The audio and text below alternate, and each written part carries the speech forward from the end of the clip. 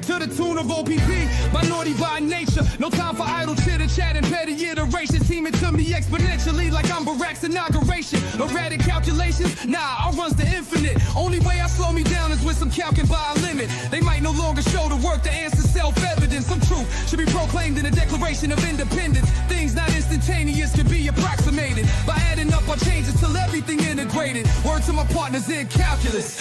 Yo, you down with BCP? Yeah, you know me. You down with BCP? Yeah, you know me. Integral, grind exponential. You down with BCP? That's the way we rotate radiannually. You down with BCP? Down with BCP? You down with BCP? You down with BCP? That's the way we do things limitlessly. Yeah. Well, good evening, everyone. Good to see you guys tonight on this Thursday evening. Thank you all for joining us. What's up, Foster? It's Thursday? It is Thursday once again. Yes, indeed. It's either always Thursday or never Thursday. I don't even know anymore, man. It's always sunny in Philadelphia. It's always Thursday in Bear Country. I'm hanging in. How are you doing this week, Peach? I can't complain, man. I'm just living the life. Living the life slowly but surely, but moving forward. Hey, we're truly blessed, man. Absolutely. See, Mr. Shorty's in the audience there. So oh crap! I thought we were just gonna get a break from this guy, man. We should make fun of him. We should make fun of him the whole show. Oh, we don't have to because we do it every week, so it doesn't matter. Hey, with that being said, what's up, Cliff Victoria, Relentless Mikey, Armando Lara, Minister Charles Johnson. Amphibious. We do have some members there. Yeah, we did some members only content tonight, so you guys be sure to check that out. Squeegee, Mo Lester. He's always coming up with some quotes here. These guys are always late. I don't even want to deal with that guy, man. We know what he's about. But yeah, happy belated birthday there, Minister Charles. Yesterday was his birthday. He said he turned 56. A young man. And 56. I remember when I turned 56. That was a few years ago. But Foster, you turned 56, but maybe 1,000 years ago? Yeah. 56, 156, 256. They just all blend, Pete. They just all blend. Yeah. Gotta like it though, man. It's a blessing to see another year. So, man, happy birthday. Hopefully you had a good time, man. It's always good. I mean, birthdays seem like you wait for them so long to get here, and then they be gone so fast. It's like, man, birthday over with already. Go by fast. Yeah, I agree, Squeegee. 56 is a pup. You know, I used to think 50 was old, and then I turned 50, and not that bad. And then another 10 years, and then you're starting to get old, man. Be real. Ooh, he said he had half his teeth pulled today, Minister Charles. Oh my goodness. Ow. Oh. Ouch is right. That hurts. Yeah. Yeah. Ouch. Well, you know, we knew this was coming because he'd been talking about what's going on. Hopefully in the end, in the long run, Charles, it just works out better for you, man. Right. Get it all What straight. up, John S? John S is joining us there in the chat. Hey, John. How you doing, man? Cool. Mr. Mayhem. Mr. In there. Mayhem. Mr. Mayhem. The spirit of Shorty lives. No matter how hard we try, still goes on, man. Yeah. I love that guy. Good man. That's my guy, man. Even if you want to go take a 3-week vacation all at once. Well, live life, baby. Live life. You only get Yeah, one. I used to take my vacations at the month of December just to relax. Just take the month of December off. Nice. That's I used to do that from like the 18th of December till about the 8th or the 10th of January all the time. That's nice. But the only Yeah, thing is, because I'm not much of a traveler, so yeah, you have very little to do in the month of December when you're just sitting around the house. yeah. But I get the things done that I didn't do all summer, man. Yeah, that's true. See, I'd be like, all right, well, let's make sure we get the outdoor stuff done, and then I got 3 or 4 weeks in around Christmas time, and I didn't do it every year, but once I was financially in a better spot, because people would call me for stuff, and I'd be like, yeah, maybe we can look at it around the first week of January. Working outside all the time too, all them years outside and that shit gets old Shorty, quick. Shorty said that was his wife's idea, pretty much. He just followed her guidance with the whole vacation thing. It's cool though. I mean, again, Well, it's like the first time he did something right. He followed her guidance. although some of the guys I used to work with, they used to take like a month off in like July or Yeah, June, something like that. And yeah, I kind of envy them, but I would just take little days during the summer. But my big vacation was always in December, where I try to take the whole month. yeah. The other ones, I'll be like, well, I'll take a couple of days here, a couple of days there. That's what I used to do, man. I try and swing them Friday, Monday, and take a 4 day, or hey, taking this week off, but I'll be in Friday and then next Friday because we'd always do stuff in June, right when the kids got out of school. Right. Because first off, it was cheaper. Second off, the weather was, you didn't have too much qualms about the weather in the first week, the middle of June. Usually it was right around Father's Day, man. And then I would just take off. Matter of fact, I'm doing it again this year, but I'm doing it in August. Going on a little vacay, close, not far from a Sunday on a Sunday, and then coming back on a Thursday. Just getting out of town for 4 days, 5 days. Now, Shorty, as you know, I do not subscribe to the idea of happy wife, happy life. I believe in the adage, happy spouse, happy house, because your happiness as a man matters also. I'm with the spouse thing, but mine's like, don't be a louse and you'll have a happy spouse. When you say don't be a louse. Don't be a louse.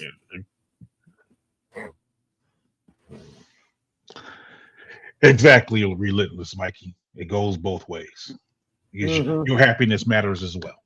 Yeah, it's got to be contentness all the way around, man. Yeah, I mean, we're joking about it, but in all honesty, though, I think that you know, a lot of times the man's happiness gets overlooked, and that's the Yeah. way society seems to go. That they don't want to care about the male feelings, and that's just crazy to me. Yep. No, I literally somebody was saying a bunch of stuff about me one time, and I confronted them because it was fact. And they were like, yeah, but it's just you. I thought you could take it. And I'm going, well, I don't think anybody likes it when people say lies behind somebody's back. Doesn't No matter. one likes Well, that, doesn't matter. right? You didn't think they were lies, but when you're saying stuff about somebody, everybody gets affected. Doesn't matter how strong they are or appear to be. It's just Oh, 100, not fair. 100%. Not fair. I mean, my adage has always been, I want to laugh with people, not at people. Yeah. I Yeah. want people to laugh with me and not at me. Yeah. When you start laughing at people, that's when you have problems. So as much as I joke around with you, Foster, it always comes from a place of love because I'm laughing with you. And Yeah. that's my intent is always to laugh with you. That's why I just try to approach life. I just want to laugh with you. I'm with you. I can laugh at myself, man. Matter of fact, I make sure I do because just too many things are not important, man. Just don't At the end imagine. of the day, it's not important. I mean, What's I this? remember. Okay, we were all laughing when Shorty messed up his truck. Maybe not in the Right. beginning, but we did at one point. It was Oh, yeah. terrible. But what I don't know, man. It's terrible, but it was funny. Oh yeah. Oh yeah. 100%. Yeah. Yeah. Yeah. I think. I try to take the attitude of, man. Laughter makes the heart. Just does the heart good. Laughing with guys is just a beautiful thing. Absolutely, it's the best medicine for the human spirit. Yeah. Yeah. But it was funny when he did wreck his truck though. He I mean, even I'm said, glad, I'm glad it worked out. But man, he- Mr. Short even says it was funny, Mr. Plot. It was funny, Patrick. I mean, he did it while on the thing with us. That's the funny part. It was like, what was that? Don't worry, Mikey. It doesn't the hardcore emotional thing there. It doesn't last long, man. We're already back to laughing.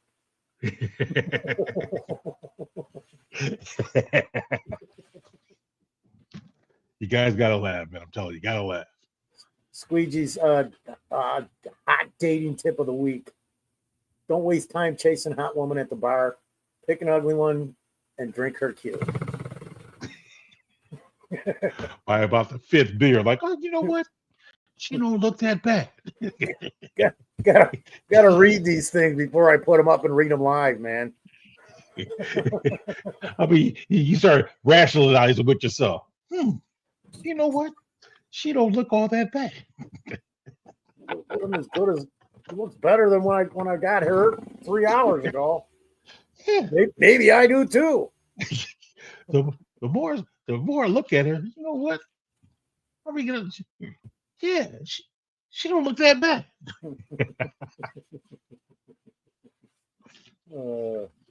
See, Mikey's laughing. We got a little John S. He found out this week that he needs another back surgery. It's the sixth one in 3 years. I'll take any prayers you guys want to send this way, and we're sending them, John. Yes, sir. John S. I hope everything's going well with your surgery, speedy recovery, and that they actually saw the problem. I pray God that happens, because yeah, that can be an ongoing process, surgery after surgery after surgery. So I hope they can identify the problem, fix the problem, and you can have a speedy recovery. That is my prayer. And get back to a better state of life. Because that's all we all want, is the best state of life possible. Productive life. Yeah. Yes. And then we'll go right back into this, because it's Shorty. Mr. Shorty says, you have enough beers. You're like, those missing teeth are actually hot on her. Get the one like, what can I do with those missing teeth? They're in the drawer or in the cup. Yeah. Stay positive, John. Stay positive. Yeah, man. Thoughts and prayers are with you, man. We're here, man. You can hit us up any Thursday night or send us an email. Hang tight. Great, man. Hang tight. Keep plugging away. Hopefully the sick, he's had so many. My ex-wife had like 3, and they finally got everything straightened out on the 3rd surgery. So hopefully they get it right, and then he gets some quality of life back, man. That's really the goal. Yeah. Shorty's still on the teeth thing. I don't know if I want to read this one. Yeah, don't read that one. Don't read it. Do it. No, I got it. No, I got it just because we're glad you found our channel too, John. Good. Glad you're here, man. Mr. Shorty. Absolutely. She can close her mouth and still give me a BJ. Is that because of the missing teeth? No, don't practice, man. Don't worry. Don't worry. Don't worry. It ain't gonna happen. Man. I should probably turn the volume down on this, so when you guys send shit, I don't get it. But you know, I don't know if you heard me ding donging in the background. no, I didn't actually. No, But no, I think you know, with that back surgery, I know backs are tricky, man. I mean, I know guys who have had several back surgeries, and yeah, it's I don't know if it's the lack of identifying the correct problem or what it is, but yeah, it seems to happen a lot. Guys have multiple back surgeries. so freaking touchy, man. I know back and knees is what I stress to people, man. Take care of your back and your knees. Take care of your back and your knees. Yeah, you should have told me that like 1,000 years ago. Well, I wasn't around then. I Oh. mean, I wasn't around 1,000 years ago. Oh, okay, like 100. Man, I All don't know, right. man. If I would have been born in America 100 years ago, I don't know if I would have liked that or not. Wasn't a good time. Yeah, we've seen worse. He says, John says his back problem started with one fusion and been creeping up from there. Yeah, getting to mess with that spinal cord, man, it's a tough way to go. Yeah. Anytime. What's that one thing I be seeing on TV? Decompression stretching or something like that, where they put you on some type of machine and have you go backwards and Inversion. inversion. Okay. My brother's been doing it for a few years. He says it really helped him. Yeah. Goes on that thing and hangs upside down, kind of.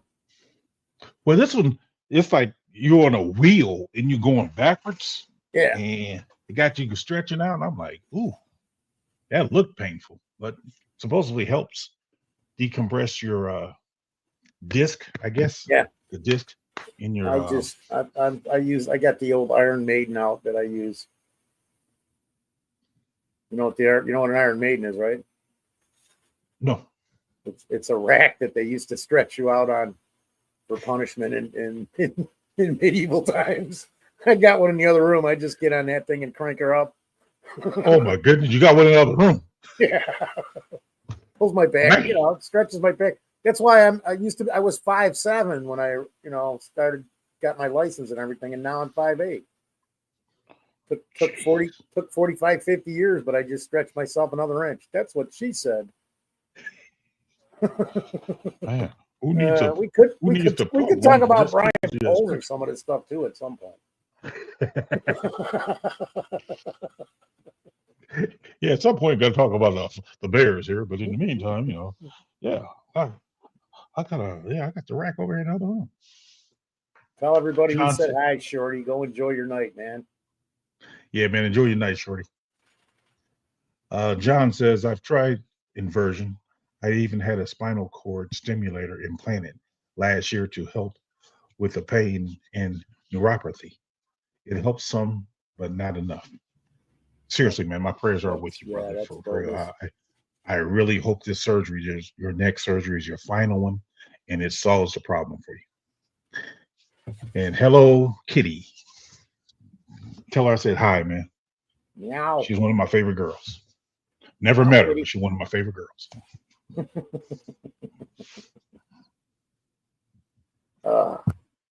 Yeah, man, that's rough, man. That back thing. Yeah. So let's get into this thing about Mr. Ryan Poles.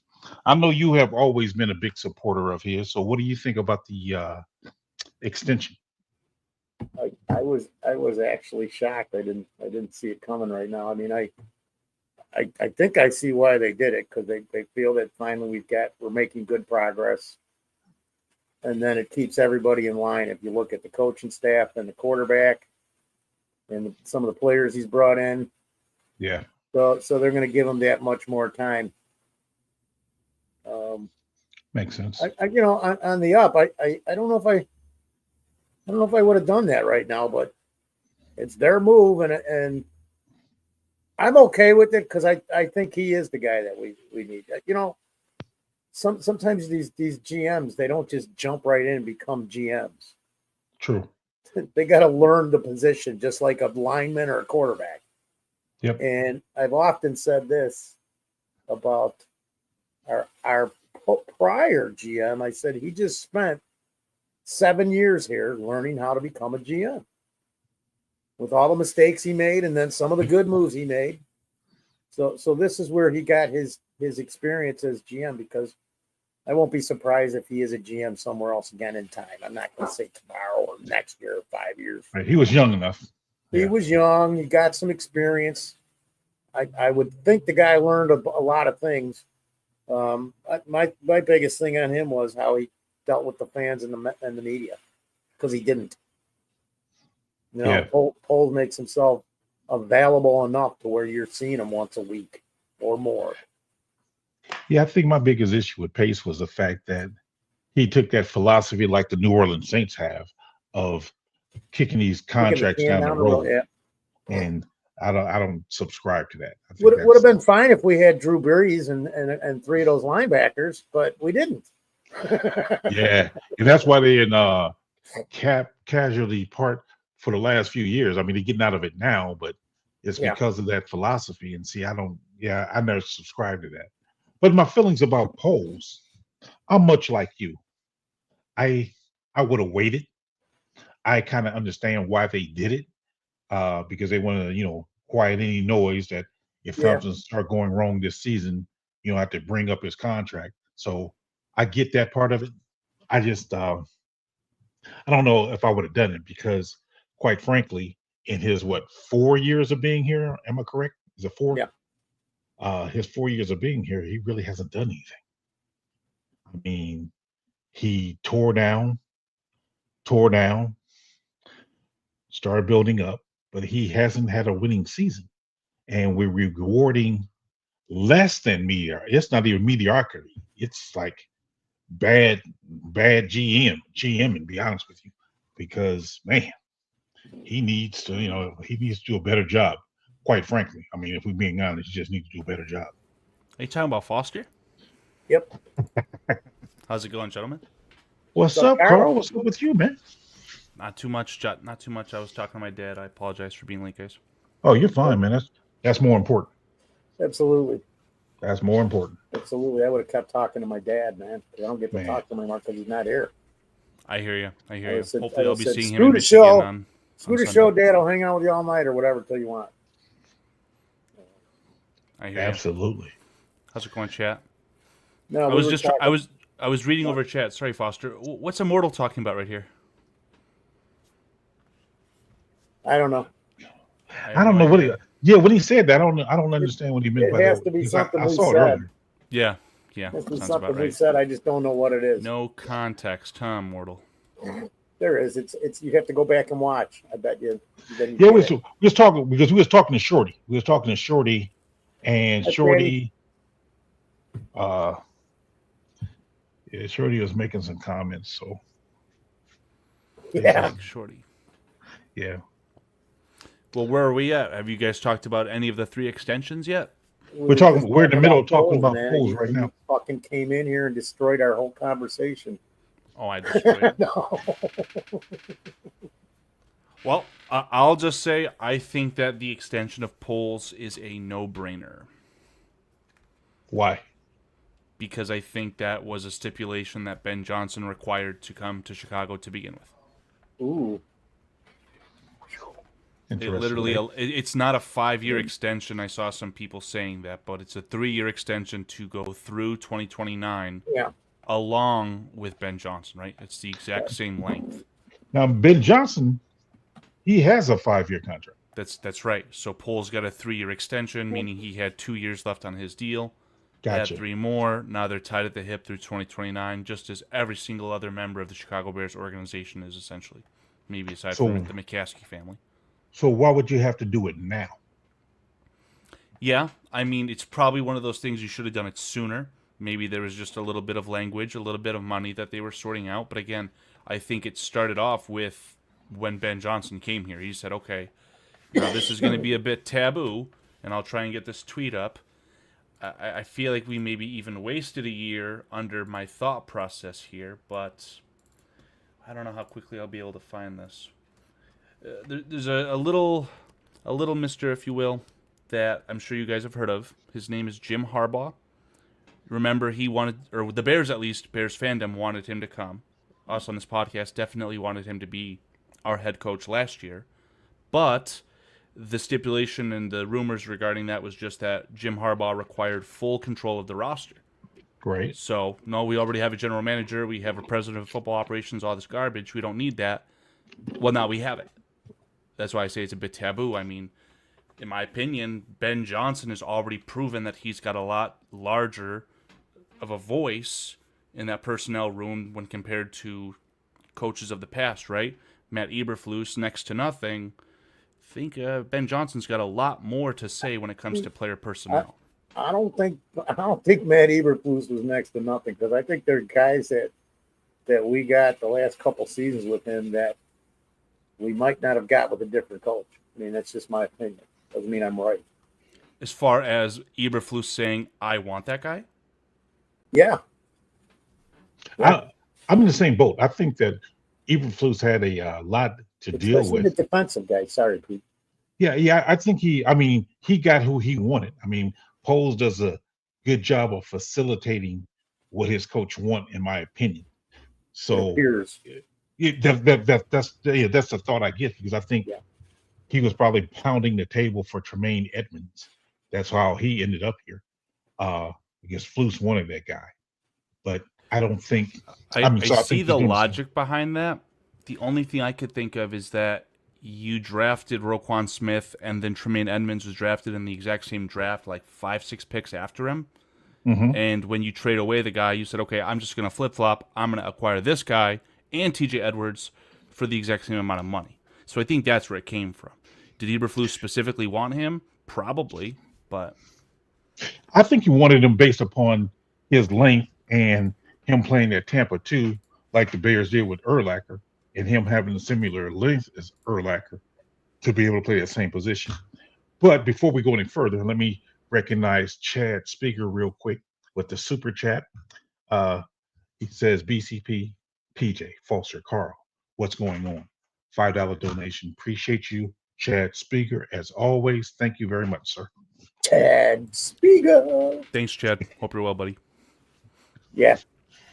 Chad, sir. On screen is just the meme I was talking about a moment ago. In quotation marks, it says, I want complete control of the roster, including control over draft picks and personnel decisions. And then George McCaskey is Drake in this scenario.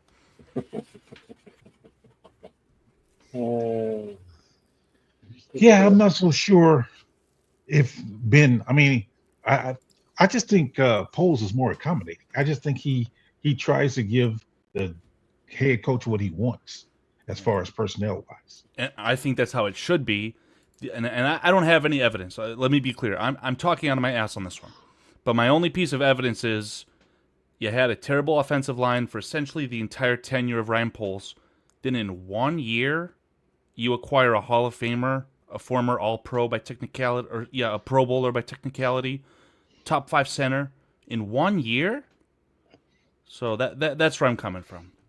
And I think that's the head coach pounding the table for give me offensive linemen, as opposed to whereas Eberflus didn't pound that table is what I'm thinking. I don't think he's asking for it.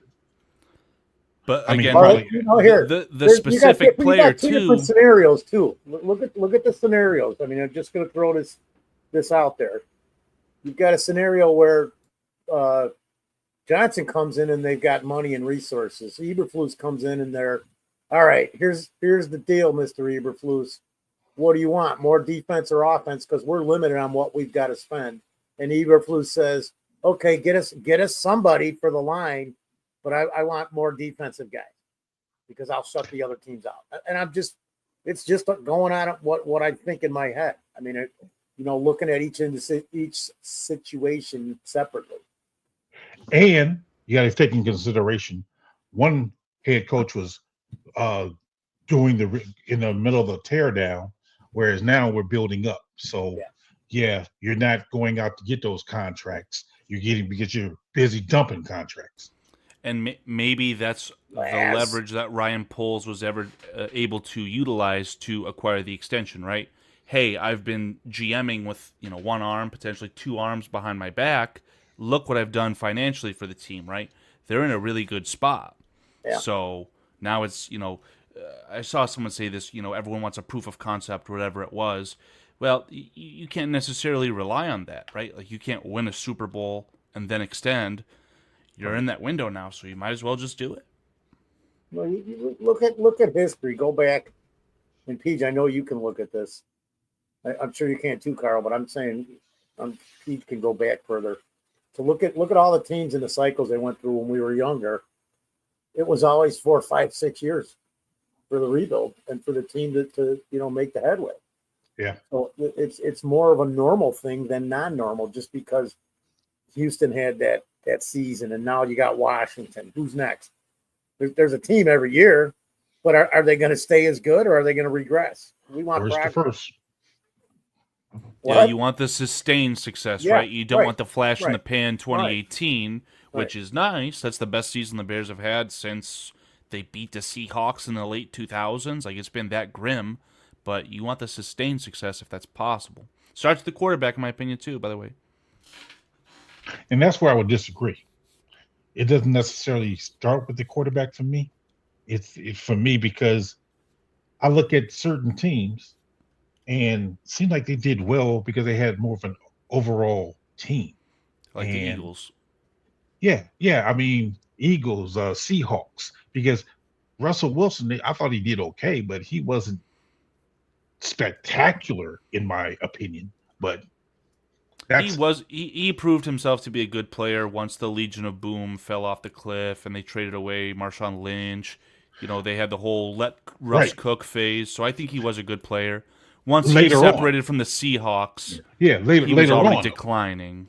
yeah. I mean, later on he became more of a player, but that's what I'm saying. I mean, because especially the way quarterbacks contracts are set up, you need to strike while the quarterback is on his rookie deal. Because other than that, once they start getting on their veteran deals, the chances of them winning the Super Bowl becomes less and less. Because until Philadelphia recently and Kansas City, Tom Brady, I think, was the only quarterback who won a Super Bowl not on his rookie contract. Everybody else was winning the Super Bowl. Well, Stafford, he also won it. But so recently is the trend is changing, but for a while there, most quarterbacks was making it to the Super Bowl on their rookie contracts. Yeah, no, you're totally right on that, and it's that game's hard to play because essentially it feels like there's only been 10 quarterbacks to ever win the Super Bowl with all these repeats, right? Montana, Yeah. Brady, Mahomes. That's just kind of how football goes, and sometimes so. Yeah, it's tough, man. I mean, especially when you're dealing with the contracts of it, and you know, I still, I'm still on the kick as I've always been with the whole no one player should get more than 10% of the contract or 10% of the salary cap. That way you can spread the wealth. But, people want to get that money because look what Trey Smith just got Yeah. 23 million per. Yeah, they lowballed him. I had to look through my tweets because I thought I hit the number on the head, but I suggested that the Bears pay Trey Smith 25 a year, and I said if it becomes push comes to shove and you can't get anyone else, give him 30. I don't care. It's not my money. But 23 in the grand scheme, I hope everyone's happy with that. If he was on the Bears for 23, I would have been happy. Yeah, for sure. Yeah. But we had to settle for a Hall of Famer, right? And that's to PJ's point regarding the quarterback situation, right? They have to pay Mahomes. You can't not pay Mahomes. And Mahomes, comparatively, is in a really good contract. He's like 10th highest paid quarterback in an average annual basis, right? So fair enough for a very elite quarterback. But he's getting 45 per for 10 years. Yep. And if he was to win multiple MVPs and Super Bowl, it can go up to 50 per. But who is it now? Isn't somebody getting 60? Isn't it Dak getting 60? Should I be using Spotrac or over the cap? Let's try over the cap. Okay. I think Dak is getting around 60, which makes Mahomes' contract a straight bargain. 45 for 10 years. And they're all overpaid. Oh, 100%. Let's There's see a whole what other this one. looks I like mean, for because us. the fans just keep paying for all of it. So we want the average per year, right? Dak's Yes. at 60. Trevor Lawrence, you can't see that. Yeah, Lawrence. Dak Prescott's at 60. Trevor Lawrence is at Trevor and 55, on par with Jordan Love, Josh Josh Allen, and Joe Allen, Burrow. Joe Burrow. Tua turn the ball over is at 53, just a shade above Jared Goff at 53 is just insanity. Get the same as Purdy. Yeah, that's the problem. We literally, like, that's the best example we have is the 49ers, right? Super team surrounding the rookie quarterback, 7th round pick. Now they have to let everyone go. Hargrave, just anyone you could think of, just walk out the door for free. And that's scary. Yeah. And there he is, got Mahomes down there at 45. That's what I'm saying, man. It's just incredible to me. That's why I'm like, Kirk Cousins is making the exact same amount of money as Mahomes on an average per year basis, and he isn't even the starter. That is insane. Kyler Murray is making more money than Mahomes. Yeah, the way that you could spin that with Mahomes though is you gave him the length of the contract, right? The total guarantee, Kyler's at 103. Right. Look at Watson. That's the worst contract. I was just gonna say, look at Deshaun Watson. That's the He's worst. the contract only of one all that's got time. 100% guaranteed contract. Only Mahomes one. only got 63 guaranteed. That's insanity to me as well. But it's But the see, length of the contract in combination with his off the field stuff, right? Yeah. What Kansas City did was genius move. They signed him to a 10-year contract. I'm sorry, who? Kansas City with Mahomes. They signed him to a 10-year contract. Yeah. It was only after like the first Super Bowl win as well. I'm pretty sure he's been on this contract for an exceedingly long time. Well, now, Peach, they ought to be able to spend some money to get some wide receivers and people they need there in Kansas City. Yeah. Because of what that contract is today and what the salaries have gone since they signed it. Yeah. And in addition to that, you always have, because the salary cap is a myth, you can restructure him, right? Yeah. This cap hit this year is going to be $20 million. This one's going to be 15. Okay, down the road in 7 years, it's going to be $80 million, but that's going to average out because the salary cap goes up and up and up. So quite simply, it's just great business by the Chiefs. That's how you extend the window. Sam Darnold at 33. Justin Fields. He's making 20 per, I think. Yeah. It's right up here. Very interesting. He's making more money than Aaron Rodgers on an average per year basis. Yeah, he's guaranteed, but 30 guaranteed. So, I think, to John S.'s question, as far as us extending a contract extension to Caleb, we can't do that now, I don't believe. I don't think we can offer him an extension That's until correct. after his third year, right? Yeah. You have to complete the third year, and then he's eligible for the extension. If you can't work it out, you've got technically the 5th year option that you can say that you're going to pay, and I don't know if there's a stipulation where they can deny it, but yeah. Yeah, they can. I believe they can turn it down, yeah. But we've got 4 more years of control, essentially. Yes. So, we can't offer him an extension right now. Yeah, I mean, I just think, what Kansas City did was a genius move. I mean, because even with the guarantees in that contract wasn't very much. And then Andy Reid, one of the best coaches, if not the best coach out there right now. So, that's a good pairing. My guess would be that when they signed the contract, too, it was to sell Mahomes on it. Andy Reid said, I'm not going anywhere after this. This is my last stop, so he can finish his career with Mahomes. I don't know if Mahomes is the type of guy who, if he wins another 2 Super Bowls in a row, if he'll quit early, but it feels like he'd want to go for a long time into his 40s, if possible. I don't know what I feel about that. That's a good proposal, because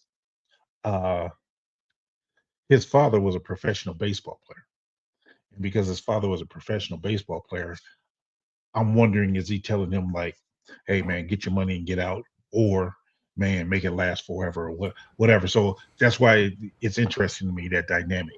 You know, when you're a son of a professional ball player, how do you now play that out?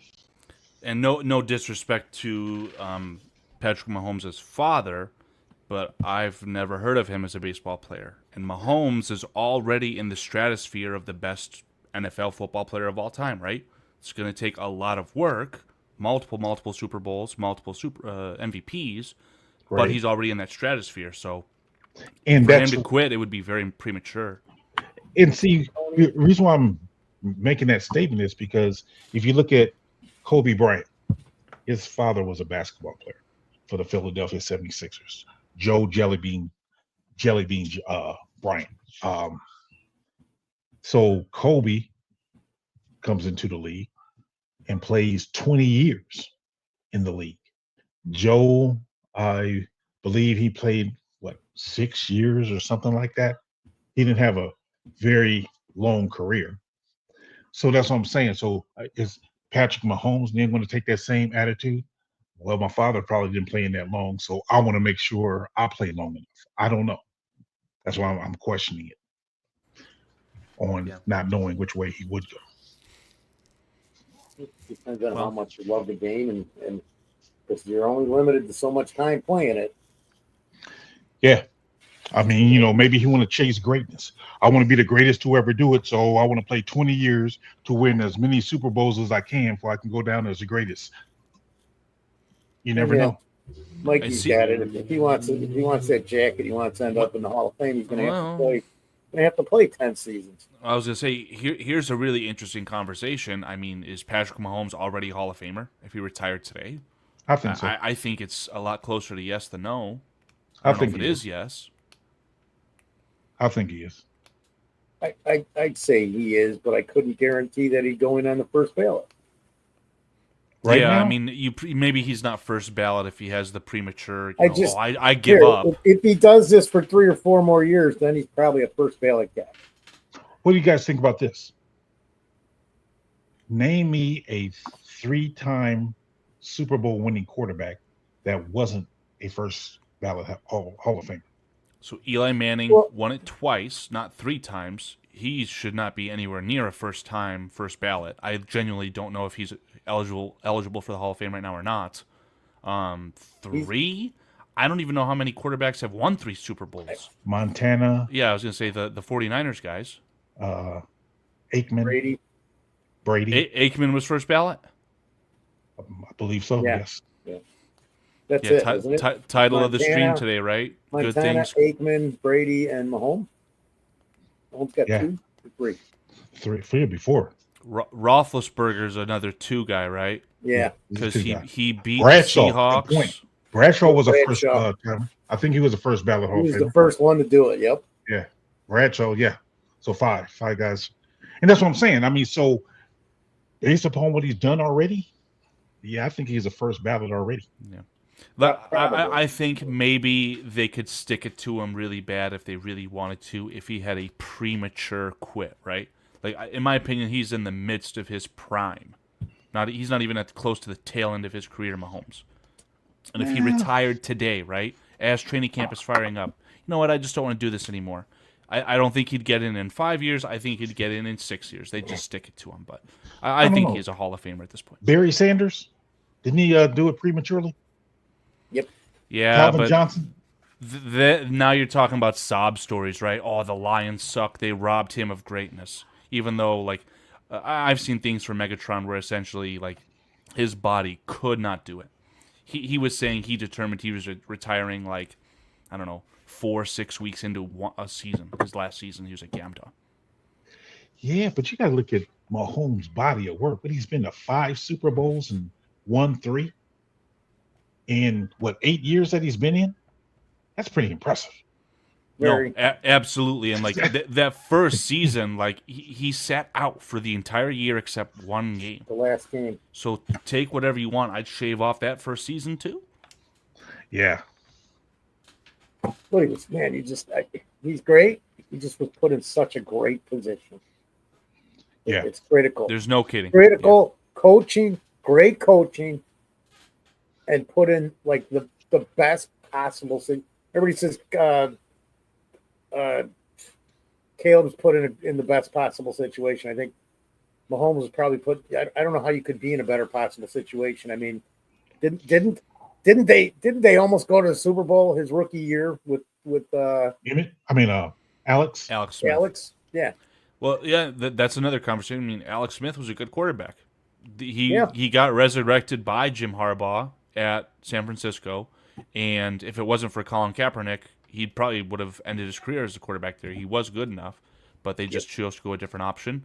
Went to Kansas City, and he was very good with the very good surrounding cast. But obviously, Mahomes took them over the top, clearly, with all those Super Bowls.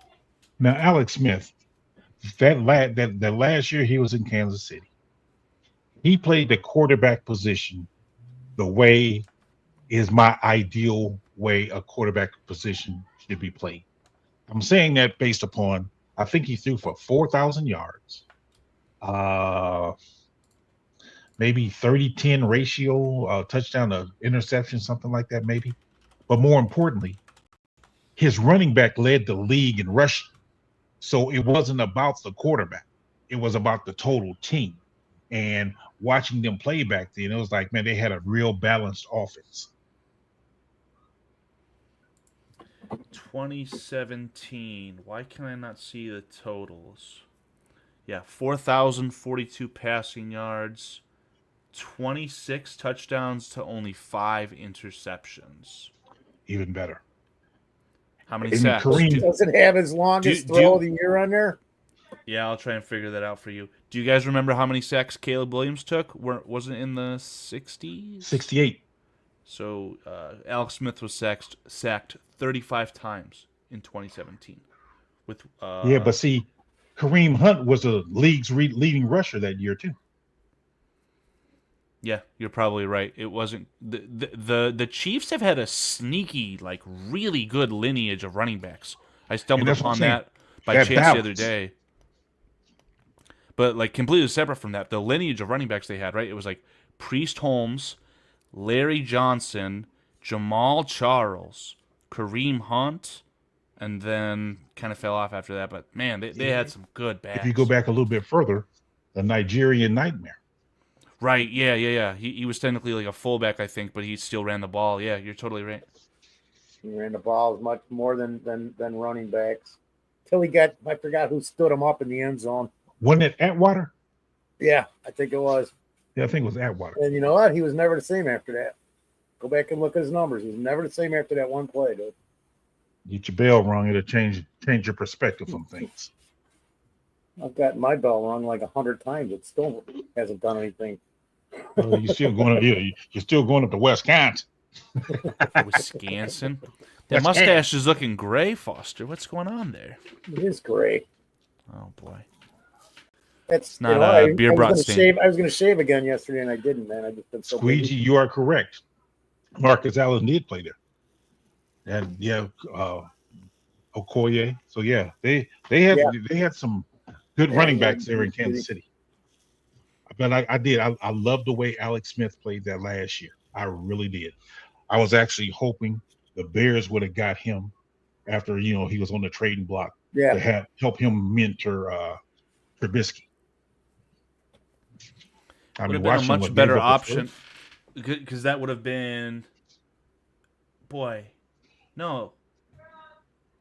because he was the year you're talking about, PJ, was 2017, and then he went to the Redskins in 2018. Yeah. But the Bears drafted Trubisky after the 2016 draft, I thought. Bears drafted Trubisky the same year Kansas City drafted Mahomes. Right. So Mahomes was actually a rookie in the 2017 season that you were saying. Right. And so was Trubisky. So what I'm saying is when 7 or 18 came around, I wouldn't have not started Trubisky. I would have had Alex Smith start. I mean, that would have been so counterintuitive and a hyper red flag. You're burning that midnight oil, so to speak. If it was a year before, right? If you were able to bring over Nagy and Alex Smith the same year that you drafted Trubisky, just the 1 year essentially do what you did for Mahomes, but for Trubisky. But it didn't work out that situation because he stayed in No, 2017. because 2017, Nagy wasn't here. It was Fox. Right. That's what I'm saying, right? Everything was delayed a year. So at that point, you already wasted 2017. But because you couldn't waste 2018 with Trubisky too. Because he played suspect in 2017, Trubisky. He played suspect. I mean, let's call it what it is. No. He played suspect at best. We could have got him. We gave Mike Glennon all that money. Well, we got Glennon in 17. I'm saying 18. Although we had Trubisky start 12 games that year, he started 12 games in 17. 17, and his production was not that great. So in 18, I would have said, you know what, he's just not ready yet. Take another year to sit down. Now you're doing the Green Bay Packers school of thought, where you're taking that rookie quarterback and essentially sitting him for that entire rookie contract, right? You'd go 1-2 more years, then you give him the bullshit little extension, and if he does good, let's say Trubisky did good in 2019 or 2020 in the scenario, oh my God, now he's the highest paid quarterback in the NFL. And you have no real sample size. You end up like Jordan Love. Jordan Love did not become the highest paid quarterback, though. He did. He's at 55. He was before Dak signed his extension. No, I'm talking about when he first, because they gave him a 2-year contract that wasn't worth very much. What they did they said, okay, we're gonna extend you because he was a first rounder, right? So he had that 5th year of control, and they gave him some bullshit like $30-40 million contract. I can't remember what it was. I don't believe that much. And then that extended the year of control. So during his 5th year option, he had 2 years left to start the year, and he did good. And they made him the highest paid quarterback in the history in the NFL at that time. It was $55 million. Yep. So that's the fear in that scenario, and it kind of goes against what we just described, right? You have a good starting caliber quarterback on a rookie contract, build the team up around him, and see what happens in your window. Well, part of my argument with it is the fact that Trubisky only started 13 games in college. So starting 13 games, he comes to the NFL, and he starts 12 his rookie year. So that's what I'm saying. I'm bringing in Alex Smith and Matt Nagy from Kansas City in year 18, 2018. Trubisky, I like what you're doing, but you know what? I think you need some more seasoning. Have a seat, learn from Alex. That would have been a really good move, PJ, if you got rid of Ryan Pace. Because you're essentially at that point saying, you know what? I don't believe in the guy that I drafted. You unfortunately traded up to draft him because even with a small sample size, you decided he's the guy. And obviously that was wrong. So I don't know if that philosophy lines up. In a vacuum, I agree with you. You could have said, hey, look, he need more seasoning. That happens. But I ain't no wonder what I would have passed from Alex Smith because, again, Washington only gave up a 3rd rounder to get him. I would have got rid of it. Take this 3rd round and give me Alex Smith. Bring Matt Nagy. Maybe you'll be more successful with Alex Smith and help groom Trubisky into something better. But and here we sit today with none of them. Huh? I said, and here we sit today with none of them. It just doesn't matter. Somebody said all that led us to where we are today. The crazy part for a reason. The crazy part, because I'm thinking about it, that draft that Alex Smith was drafted in, there was the debate of him or Aaron Rodgers. And Aaron Rodgers is still in the NFL. So if you went that route and Alex Smith did good and got you into the playoffs, kept going, you'd be better off just trading away Trubisky at that point for a 2nd-round pick. And I'm okay with that too. Alex Smith could still be the Bears quarterback today if he didn't have that absolutely awful, devastating injury. So I'm cool with that. I just think that, we missed that opportunity. I think, Trubisky, he proved not to be the guy, but I thought, put it this way, if he would have went to Kansas City, I thought he would have fared much better, of course, than here. Probably just because of the surrounding cast alone. But let's call a spade a spade. Drafting Trubisky at 2 or 3 or 10 or 20 or Mr. Irrelevant, it was the wrong player. It was just a bad pick, period. So there was no salvaging that. Because I think I think if you would have got him in the second round, you would have got your money. I mean, as well as as long as you put him in the right situation. If you would have put Trubisky in the right situation, yeah, he's not worth no number 2 or number 3 for that matter.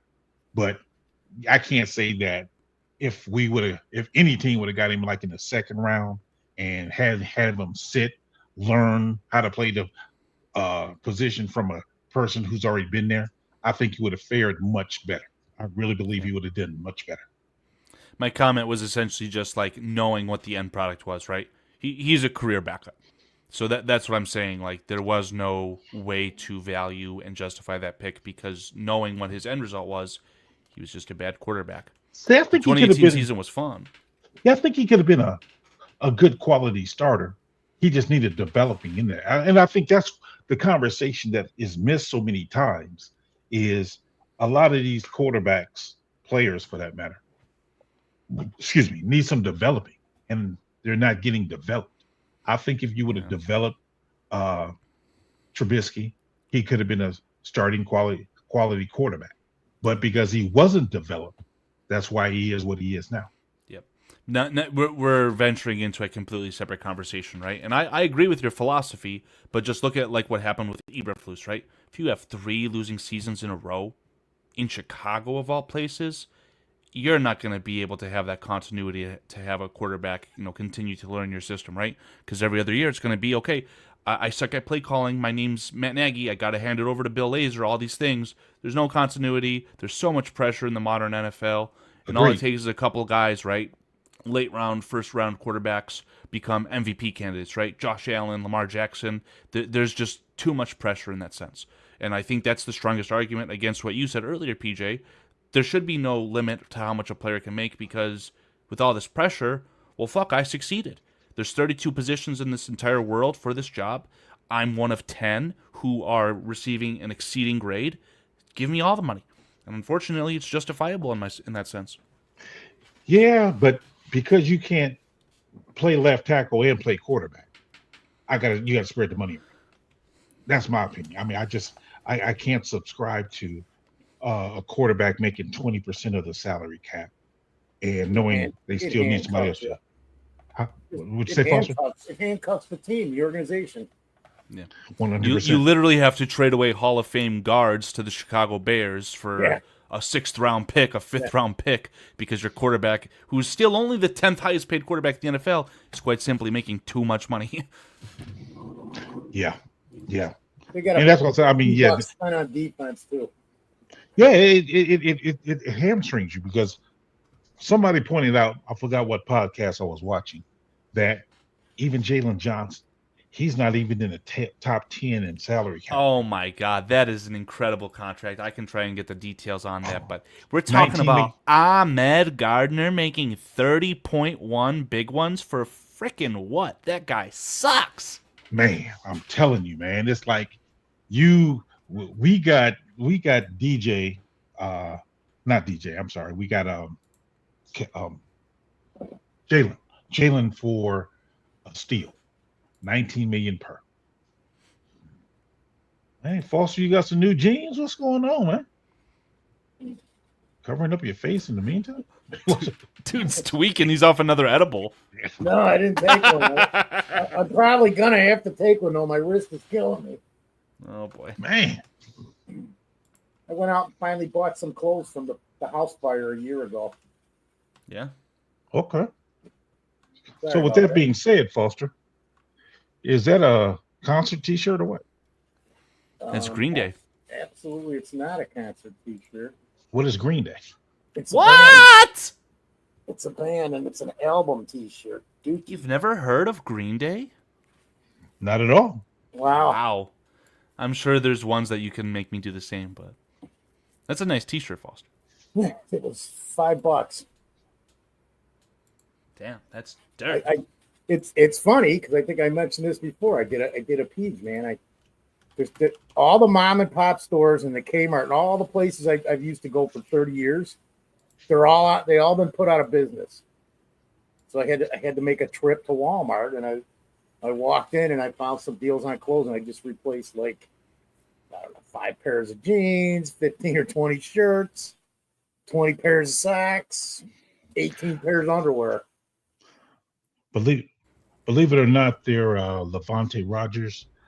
I don't do any concerts and bands and stuff like that. I'm not a musical guy like that, so I'm not I'm very just musically inclined either, but I'm the Green Day hit their peak kind of in my adolescence. Yeah. Unfortunately, it was kind of cool to hate on Green Day for whatever reason. I've always liked them. So, So are they a band? I'm Yes. assuming. They're, Okay. they're a huge, famous, multi-millionaire band. now, Foster, they're not punk, right? They're not punk rock. You know, It's here, like a mix of punk and grunge, isn't it?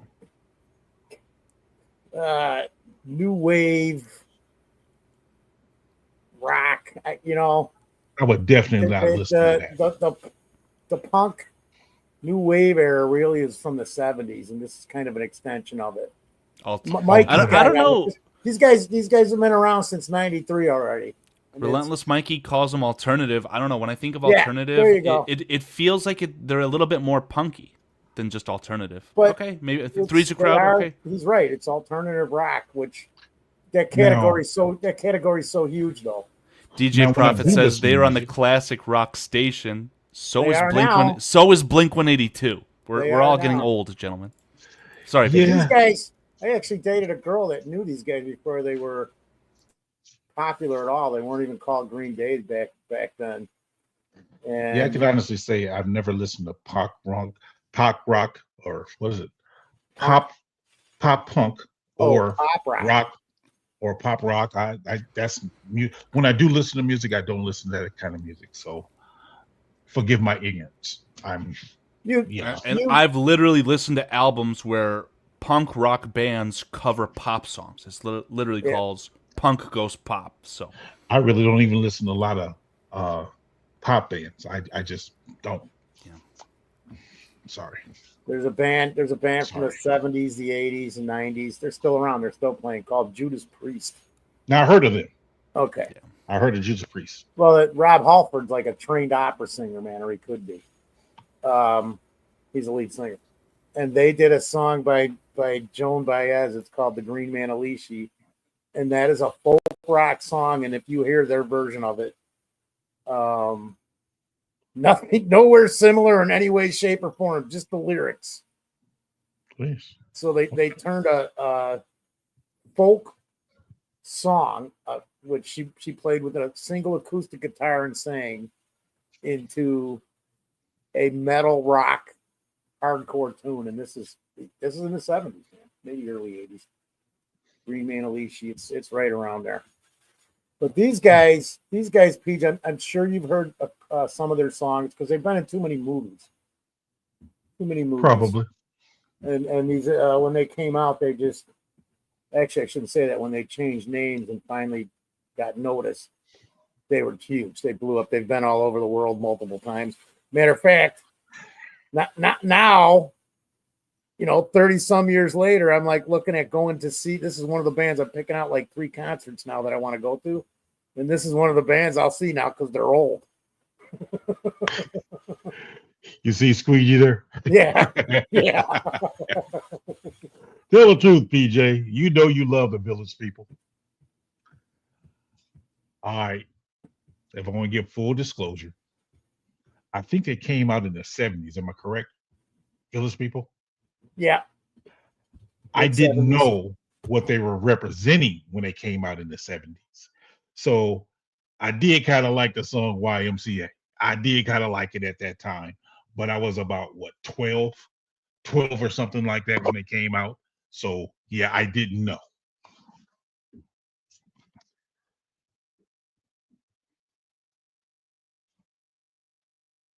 But I can say I don't like them now. I don't listen to their music now. Well, I didn't even really listen to it then. I guess I seen them on TV or something. And I'm like, okay, that's a catchy song because I used to go to the YMCA, so I guess that would make me gravitate to it. The actual gym, YMCA. I'll leave it alone. The women liked the music, so I was around it. Straight up. Shut up, Steve Rogers. Foster was already in his 40s, 400s. Yeah, remember he was on the other side of the Red Sea when Moses parted it. I was reeling a whopper in, dude. I'm telling Man, you. hold on, guys! Don't take the water away yet. He split the sea, and I couldn't feed a few people that day. Yeah, I just never been in the whole. No, I did not. No, I didn't go. I didn't know back then. King Booker World, the whole. Yeah, I didn't dress up. None of that. I was Well, young. I got to get this for the people that are listening because Squeegee's. Yeah, you're still lying. I know you're hiding leather chaps and a Macho Man CD somewhere, PJ. No, I'm good on all that. I'm good. It's fun to stay at the Y. Ow, I just hurt my arm doing that. Oh, it was a catchy song back then, man. I tore the rotator cuff a little more, making the Y. I'm gonna have to sue them bastards now. I'm telling you, yeah. I remember that. I remember that song distinctly. But yeah, certain bands, like certain bands I heard of, but a lot of them I didn't. Come on, PJ, you were the cop. No, there was a cop in I know those people. Was there a construction worker there too? Yeah. Okay. Yeah. So we were both there? No. Never happened, man. Never happened. See, I remember hearing about a band called Men at Work. Am I correct? Yeah. Okay. All right. I remember hearing of them. There was another one.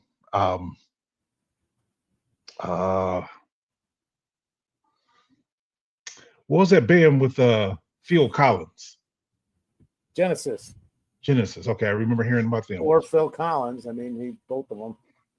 Yeah, Phil Collins. He played that. He sung that song with Jeff Bridges and that lady who was hot back in the day. What was her name? Oh man, Chad, help me out. It was a love triangle movie. Man, Against All Odds. Was that it? Could be. I don't remember. Somebody brought up safety nets. You get that. Rachel Ward. Was that her name? Yeah. Rachel Ward. There you go. Rachel Ward, Jeff Bridges. Yeah. Love Triangle. I think it was Against All Odds. I think. Yes, Rachel Ward. Oh man, she was hot. Yeah, I was turning that crap off though. Just because I couldn't take the music. I like some of Genesis, but I'm just saying that was a good movie. And some of Phil Collins, I don't know. That's the thing. My brothers can tell me like James Wood. Yes, James Wood was in it. He was the other guy. So it was a love triangle with James Wood, Rachel Ward, and Jeff Bridges. Hey, Armando, was that Against All Odds? Was that the name of the movie? I don't know. It could be. Well, yeah, I remember seeing that movie. I thought that was. I remember it. I just don't know the name of it. Yeah. And I didn't get it until I couldn't even get it in my head until you guys said James Woods. Yeah, I just I think that was a song that Phil Collins sung. I don't know if. Yeah. Okay, that was the name of the movie. Okay. Yeah. So I was always more of a movie guy. My brothers, they were more into like the music. They can tell you the music because my mom, she knew all these actors and actresses. So nice. I got into movies, not so much the music part of it. Yeah. Nice. So yeah. Where are we at here, man? Because we had a few things we're going to talk about. I don't know what we're doing. Only because of me, man. Well, I know they said there's two guys we signed. Two guys we signed. Yeah, we signed second rounders. Yeah, two of them. Trapilo. Yeah. And a guy that's going to be our left tackle Turner. that really feel that way too. I actually believe it's going to be Karan. Okay, I'll take that. But yeah, I think we signed them, but I see that Luther still isn't signed, and he was the No. one I was more worried about than Yeah. any of them. And I see that before we get to talking about our guys, Cincinnati still haven't signed Shemar Stewart, and he is actually talking about was trying to go back to Texas. What Texas A&M is it? Yeah. And see if he can play next year or this year with him, which would be he have to get some type of waiver in order to do that. Yeah. We discussed this before. He would go back and then re-enter the draft. Yeah, normally you can't do that, but he's seeking a waiver to do that. So see how that plays out. May it be a good time to swoop in and make a trade offer for him. King Buka said he's already back practicing with college. Yeah.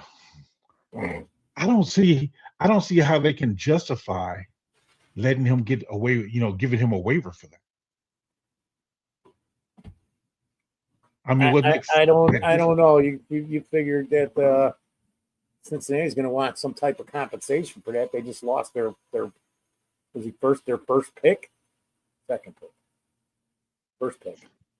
Who? Turner. Yeah, he was the number 17th overall pick. Yeah, it was their first. Yeah. Because we even discussed going back that far, trading back that far, and taking them. Yeah. On this show. But that'd be interesting. That would be interesting. Yeah, something's got to give there because what happened? Cincinnati gets screwed then because the guy don't want to sign. Yeah, he's not. I mean, because they're trying to introduce new language that hasn't been introduced before. Yeah. So I know the contract with the guarantee, lack thereof guarantee. What are you talking about, gentlemen? Sorry, I had to step out again. We happened to we brought up that we signed 2 of our 3 second rounders, and then we just kind of went into Shemar Stewart with Cincinnati and what's going on there. I have some breaking news. So the continuation of the high second round picks having fully guaranteed contracts is continuing. Nick Amenwari is in agreement on a fully guaranteed contract. Reported by Adam Schefter about 30 minutes ago. He's the number 35th overall pick, and Luther Burden was 39th, right? So unfortunately, we know what happened with pick 36. He struck a woman, according to TMZ and all these outlets, right? Quinshon Judkins, bad human, according to reports, allegedly, right? So there's that. Then the next picks after him, 37, I can't remember who 37 was. And 38 was the pick that the Bears wanted that turned into Travion Henderson. And he has not signed to my understanding. So those are the dominoes we're waiting for to fall.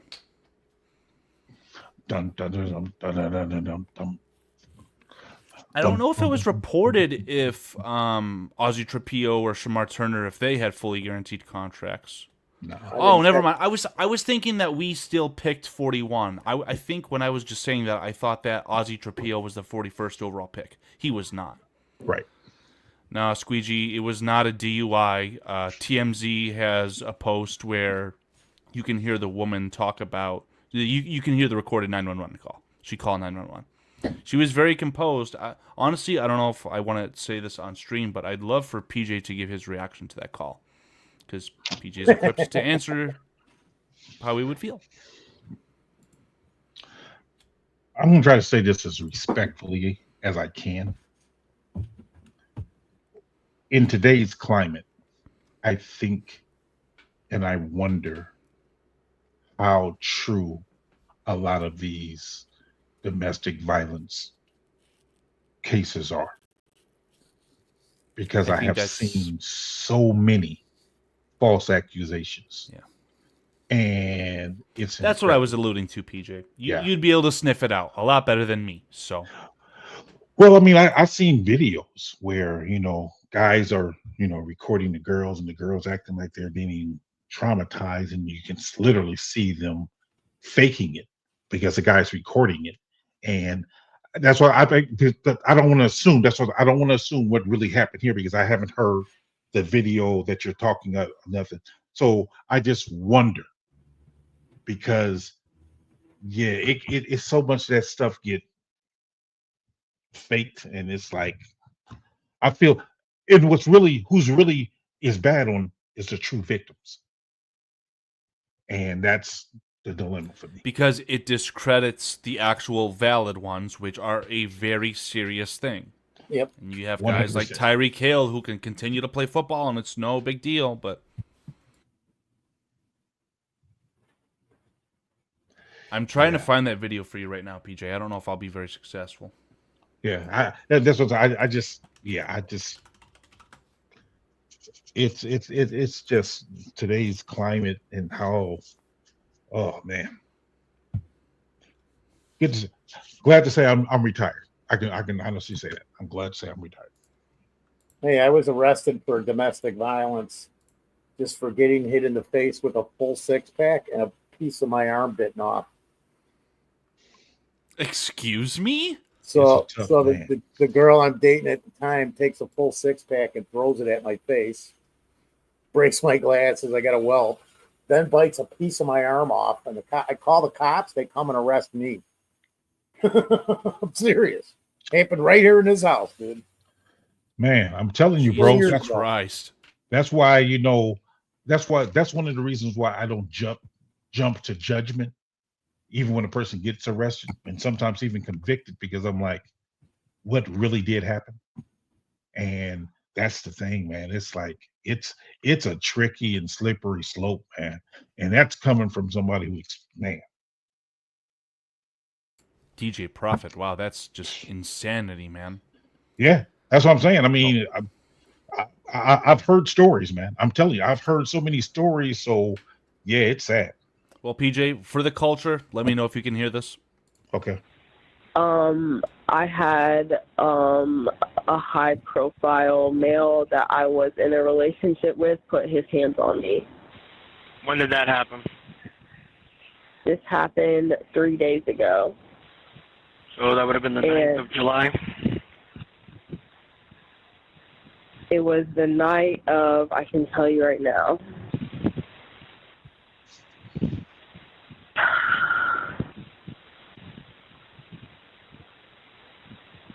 Sorry, I'm trying to go in my phone. You're fine. Is there a reason that you didn't call the day that the incident occurred? Yes, there is, because I thought that we could work through it, and obviously we couldn't, so I'm trying to do the right thing now, but the situation happened on Tuesday. Monday is early Tuesday, so like around like 2 a.m., 3 a.m. Tuesday. Because that would have been July 8th. Correct.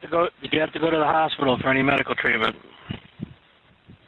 I didn't go to the hospital for medical treatment, but I will say that I am still in pain, and I have a lot more of my story to tell. I just need to. And I still have visible bruises and evidence on my body of the event. Okay, so do you need paramedics And on my for any phone. reason right now? No, sir. All right, may I have your first name, please? What's the phone number you're calling from? What's your phone number? Okay, and you'll be waiting outside in your vehicle? No, we are outside the building in person. Okay, so you're standing by the front door. Correct, where there's a button that says press. Okay. So I have the call in. We're going to have a officer meet you outside, okay? Awesome. Thank you. And that's it.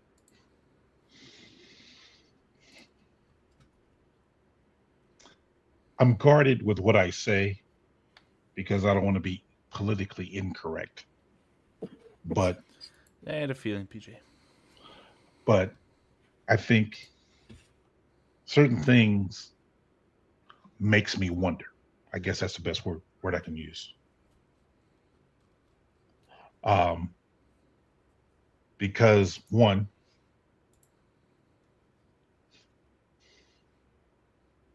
NFL player hitting a woman and she does not go to the hospital. How hard did he hit her? An NFL player given all the strength and she does not go to the hospital. That's one thing I wonder about. Second thing I wonder about,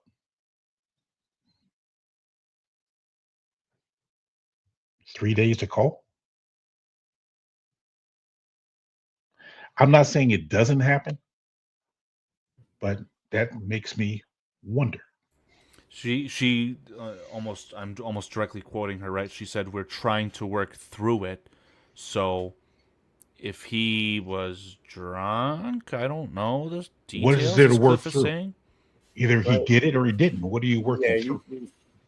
Right, yeah. I mean, he could have said, "Hey, you can't do this. I'm going to be famous," essentially, right? Like, there's so many details, like what Cliff is saying. I don't know. I don't even want to speculate it anymore. Yeah, It's I one don't of want those to things. I speculate. think it That's what I'm needs saying. to sort itself out. Yeah, that's what I say. I don't want to. I mean, I'm just telling you my initial thoughts from hearing it for the first time just now. Those are the first things that came to my mind. I'm wondering those two things off top. Yeah, if it was like cut I and like dry, I DJ don't think there'd Profit's be thing too, any 'cause thought of waiting. I've seen this stuff too many times. Not even being a cop, just being around a bunch of drunks. uh, he's TJ Profit says, how many times did she hit him? More like what he's thinking. Hey, Because I've seen that too many times where I've seen guys sit there and take abuse, and then finally they're like, "Fuck this! I'm not going to sit here and let you beat the crap out of me." I've had it happen to me too. I mean, I'm just saying. yeah, It's I don't mean to it's put. not all. One chick's like, "Well, a man should never hit a woman." I'm like, "Well, when a chick's pounding on my face, and then there's another one beating on the back of my head, I'm gonna smack them. Gonna smack Yeah, them, man. It's that yeah, simple." I mean, you just yeah. lived through it, Foster. I mean, you got arrested falsely for it. I mean, so that's what I'm saying. I mean, that's what makes me pause. And if she really is a victim, I apologize to her. I truly apologize to her. But it just makes me wonder. Yeah, the thing waiting 4 days to call the cops and not if I'm abused in today's society, well, let's see. If I'm going to court against this person, I better have some evidence. Maybe I should at least go to the hospital and get a medical report because that's evidence. Well, I mean, that's what I'm saying. I mean, the fact that she said she feels some type of pain, but she didn't go to the hospital. And I'm like, Yeah, but if it's a truly NFL player hitting a woman,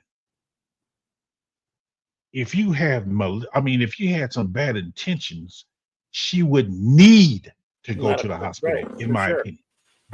Throw her face back on.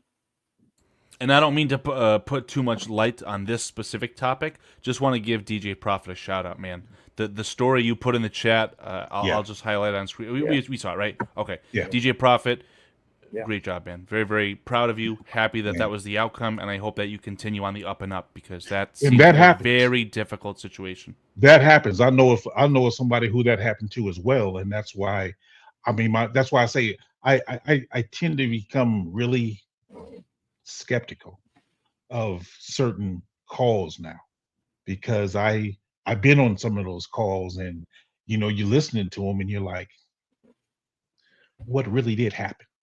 And you don't want to, like, again, not take it serious, but in the same token, you're like wondering, and you're like, because you're not there, you can't say for sure if it happened or not. Yeah. And oh, it's tough, man. It's tough. I'm telling you, it's tough. And DJ, man, I'm glad you was able to turn your life around. I'm sorry that you had to go through it, bro. I truly am sorry that you had to go through it, but it is truly, truly tough. I'll say this. That's the adversity. To sit there and get back up and continue on and live. Yeah. It's what That's what decent citizens do, man. You deal with this crap and you fight, and you keep going, man. You keep Yeah. going. Yeah.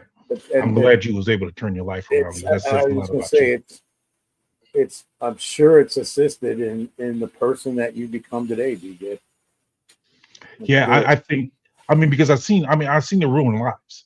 I mean, guys, swearing up and down they doing it, and you back then, because there was a time when there was really a real heavy push for just believe all women. Yeah. But a woman makes the accusation, you believe her, and it's coming to find out that that's not always true. And because I know of a young man who was accused, much like DJ was, and he was arrested. And what saved him was there was a recording that she didn't know about and proved that he did not do that. So that's why, so that's why I say I'm very skeptical on certain things now, because man, sometimes when people get to crying, people just want to believe them. Oh yeah, they gotta be telling the truth because they're crying. I've seen people lie to me to my face when I know good and well they lying. So yeah, it's a tough situation, man. That's why I am so glad, DJ, for you that things worked out eventually for you. I wish it would have worked out sooner, because you still 14 years. Man, bro, tough. I Yeah. love this though, please. DJ Prophet says it made me the man and more importantly the father I am today. I love that. Yeah, that father word's a savior right there. That's incredible stuff. Yeah. Night and day Be difference. able. Congratulations, bravo.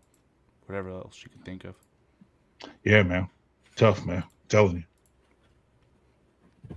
Here, we'll get a laugh. And Armando Blair says, when I bounced, most of the fights I had to break up were girlfriends beating up their boyfriends. See it all the time. That happens a lot. All the time. Now they say in that my life, all the time. Going back, I can remember being 15, sitting in the park drinking and watch this chick who's about 4'8" smacking a 6 foot tall boyfriend in the face and just smacking him and smacking 4'8". Now, 15, so I don't know if you guys know this or not, but the number one domestic violence couple would be between two women. Oh, I see what you're saying. Yeah. Statistically, yeah, the most domestic violence, abuse, divorce rates as well, probably. Yeah, well, I don't know about that one. But, I'm pretty sure. Yeah, you got three options, right? Right, but to the point though, that women tend to be violent, and guys tend to blow it off. Guys blow it off or don't get believed, or I'm a man. I can't call it person. Whatever the case may be, but that happens with a lot of guys, and therefore, yeah, it goes underreported, I believe, a lot of times when women are the aggressor. Every week at my house. You need a safe place there, Foster. Well, not anymore, because now I'm a lesbian, so I don't have to worry about the man stuff. You were drinking, weren't you? You were drinking something.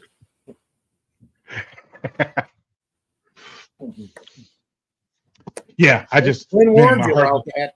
The guys in those situations, and women, my heart goes out to you guys. It really does, because it is so hard to know the truth, and it becomes a case a lot of times of he say, she say, and it's just tough, man. I'm telling you, it's tough. It's because you're compelled as an officer to make an action. You cannot not do anything. So unfortunately, a lot of times what happens is the guy get arrested. I mean, the guy can say, like in your case, oh, she did this to me, and then she say, oh, he did this to me. Chances are the guy is the one going. I mean, then it got to a point where they was trying to send them both to jail. But it's just, I mean, it's a tough call, man. I mean, those are the calls I hated to go on the most. I ain't gonna lie to you. I hated those the most, man. It's like, bro, I mean, especially when you have lack of evidence. There's no real bruising or nothing like that. It's like, bro, what do I do? It's a tough call. Oh, you're killing me. You just made me remember something that was insane. So I don't know if I got it. Now I got to tell this little story, I guess. Might as well. We here for it. So I'm at a bar and I'm arguing with the same chick. I kept going out with the girl that hit me with the 6-pack and bit a piece of my arm off. So I'm at the bar one night, a couple blocks from my house, and the guy who owns the bar comes in the door. And he goes, Foster, your girlfriend just sideswiped your entire truck. And I walk out there, and the whole side of the truck, the driver's side, has just got a scratch all the way through it from her rear side view mirror on her passenger door. So at this time, I'm like, all right, I'm done with this crap. I call the police, file a report, give her name, address, her plate number, file a hit and run, and nothing ever happens. Nothing ever happened. Wait. She comes to my house. We get in an argument. She leaves, calls the cops on me. The cops come and arrest me. No, I'm at her house. Her neighbor calls the cops on me because I went up and tapped her car just to be a prick. I literally pushed the back bumper. I pushed her car up a little bit. So the police come, 13 of them, to my front door, 13 of them, and tow my car and arrest me for hit and run. After she had, because her paint stuff was on my car even. So I'm just like, paint transfer. Yeah. How does that work? But I was in jail. Oh, yeah. Yeah. Sorry, guys in the chat, though. You guys wanted to talk about football. My apologies, but man. Yeah, we got on that. But man, I'm telling you, it's just a tough situation, man. But this is as relevant of a conversation as you can have, though. I mean, it's like so directly tied into everything that's going on, right? Contract hasn't been signed by a player that hit a woman. We're talking about morals. That literally is going to directly affect how the Bears handle Luther Burden. So I wouldn't apologize for anything. Yeah. Yeah, I know guys want to talk more about the Bears, but yeah, it's just that's why when I hear stories in the news now, I try not to jump to conclusions. I don't think that this guy's guilty, this guy's innocent, or whatever. I don't. I just man, let it work itself out, because I'm telling you, I've seen it firsthand. That's what I'm saying. I've seen it firsthand, and it's like, OMG, Foster, you lived it. So, man, it's tough. I mean, I don't look sideways at a guy who gotta get arrested for it now. I mean, I look at it like, oh, okay. I mean, I pass no judgment, because you don't know. Well, in an effort to transition to somewhat of a more football conversation, the chat wants to talk about the starting left tackle. I lobbed out a poll just asking what the best extension was of the recent three, right? Between Ryan Poles, Ozzy Trapilo, and Shemar Turner. I mean, the Trapilo and Turner signings are essentially expected, right? I also did have, I don't know if I saved it, I think the Ozzy Trapilo contract details are fully live. I can't remember what Adam Mason told me as far as if Spotrac or Over the Cap were more reliable in the grand scheme. But I see details here for Ozzy Trapilo. I can share those on screen. Yeah, I think like I was telling Foster, because he believes Trapilo is going to get this starting nod. I'm more to believe that Karan is, because of Karan's measurables, being 6'5", 36-inch arms. Yeah, that to me, and that to me shows he's athletic, smart. What, Yale? Am I correct? Yale? Yes. Yeah. So I could see him being the starting left tackle. This is kind of hard to see, isn't it? I can see it now.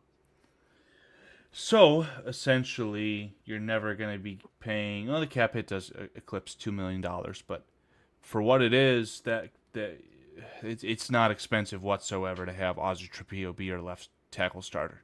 I mean, talk about bargain bin shopping. Yeah. Does a question become who can be the better swing tackle as well? I mean, if Trapilo and Armagaji are neck and neck, but Armagaji cannot play right tackle. Got him. Trapilo can. You cannot pigeonhole Ozzy Trapilo into being a career backup.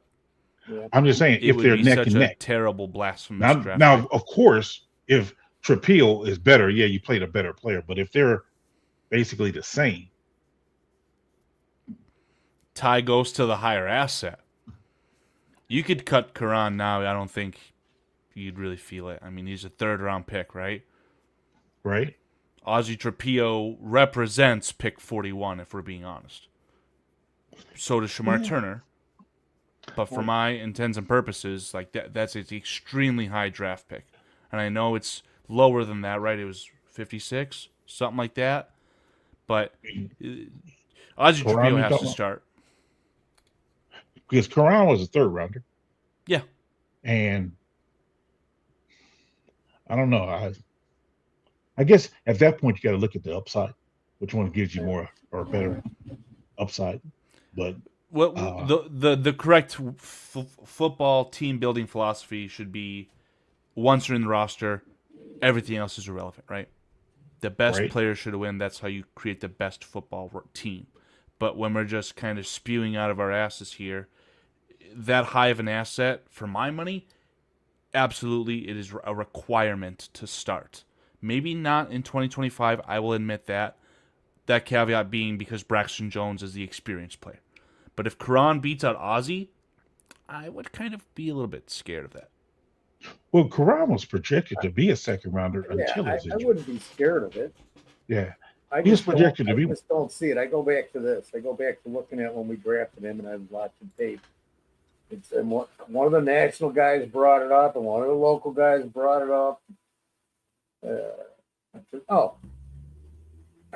Saturday morning inspections. Just a YouTube, two guys looking at players, and they said this, and I agreed. His Ozzy, if he continues what he did in college, his tape is very boring because nothing happens, which was great. That's exactly what you want. You're talking about Karan? No, I'm talking about Ozzy. Ozzy Trapilo. But Yeah, I if you agree go with that. back before Karan's injury or the prior season, he was going to be projected as a mid-second rounder. So if I'm to still polls, my guy polls, say I'm him, I've got a third-round pick and a first-round pick. I want production out of both of them right now, especially with the third-round pick who's in his second year, and I just spent my 41st pick on this guy out of BC, and I don't know how. But I know this. It's like you said, Carl, and we always talk about the best guy should be on the field. I just feel that at the end of this preseason, it's going to be Ozzy. Doesn't mean I'm even right. I think I even said, matter of fact, I know I said, watch by week 8 or 9, he'll be starting at left tackle because I had Braxton as the starter, but is he even going to be ready? I'm talking about opening day. I don't know. I think that Ozzy's 33-inch arms is going to have a part to play. Okay. Fair and enough. and Armagaji 36-inch arms. Granted, they both would be lined up next to Tooney, who they can get a lot of knowledge from. So you're going to get a lot of knowledge. So, they both can benefit there. But then the physical attributes come back into play. 36-inch arms compared to 33-inch arms. I think that's going to have a part to play. I really believe that. Levante Rogers says, what if Armagaji wins outright? And my answer to that is great, because that means he's the best out of the 3 left tackles. And if he's the best out of the 3, we know what Braxton is. Yeah. That means he's got to be better than that. Yeah. Yeah. I'm just spewing. If they're all the exact same level-ish, you probably, well, it's a new system. I was going to say you probably should give it to the guy with the experience with it, which is Braxton Jones. A new system, but he still has the most experience with Caleb Williams, which is probably very important. But the writing is on the wall with him, right? I don't, unless something changes, and I don't know how you can get catastrophically better after an injury. Braxton Jones is either needing to be cut, or you need to prop him up on stilts to trick someone into giving him a large contract to get, picks back via the compensatory picks. Maybe you can get a trade at the trade deadline. I would much prefer that, PJ. I really would. Yeah, I don't know. I mean, speaking to someone in the chat here that says technique trumps, that's DJ Profit. Technique trumps arm length. In this new system, maybe Armagaji technique is on par. Maybe it's good to go. I mean, because I think they're both new to the system, or all three of them new to the system. So the technique, I mean, that's something you can work on. That's something you can develop. Well, they're all developing their technique in this system now. During this training camp, they will be developing that technique. Armagaji is a smart guy. He should be able to figure it out or learn the technique they're teaching. So it's not like, he went to some junior college. I mean, he's a very smart guy. So the technique, that's something that can be taught. Just my opinion. Baby, just win. Just win. Yeah. I mean, well, I'm not saying, don't get me wrong, I'm not saying that Ozzy's not smart. He's not. I mean, but guess I don't want to debate schools, but then again, I guess I can. One's an Ivy League school, one's not. So the guy, I mean, well, they're both good. Let me just put it. Yeah, I was gonna say I don't know what we're trying to split hairs with. Maybe Yale is better, but Boston College is no slouch of a school, man. Right, they're both. I mean, they're both good. I mean, both good schools. So I just think, again, if you're both being taught technique, that's what your coaches are teaching you, technique. And now you have to now factor in the attributes, 33-inch arms compared to 36-inch arms, the mobility, the bend.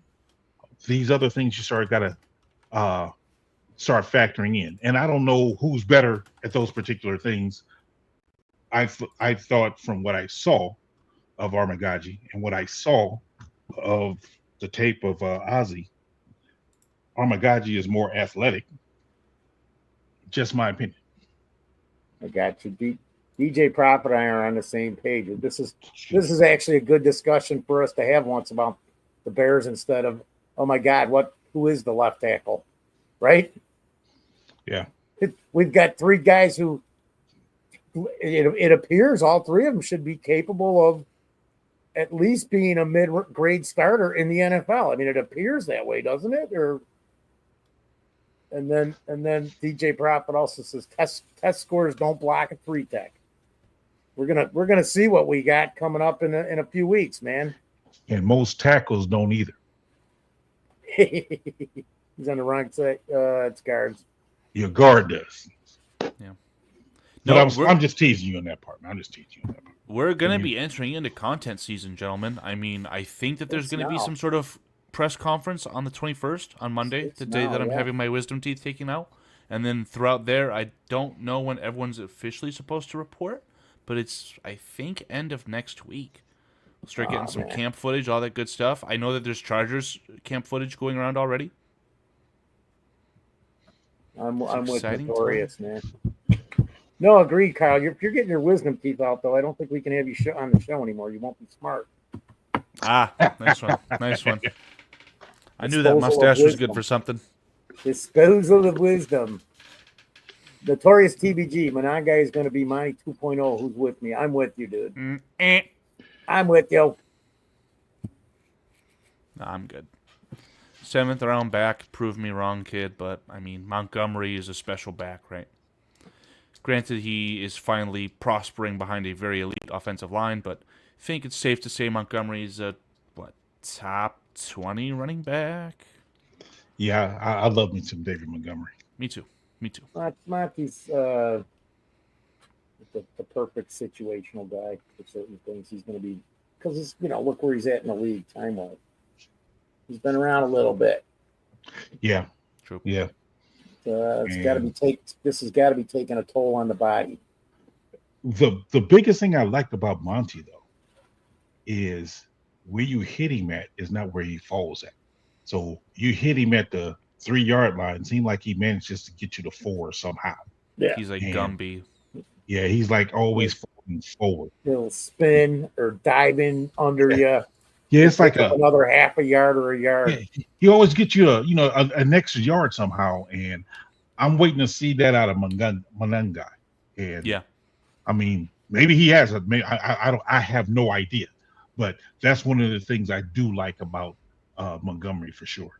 It's like, man, we needed 3 yards. Oh, they stopped him with 2 yards. Oh man, he fights for the extra yard.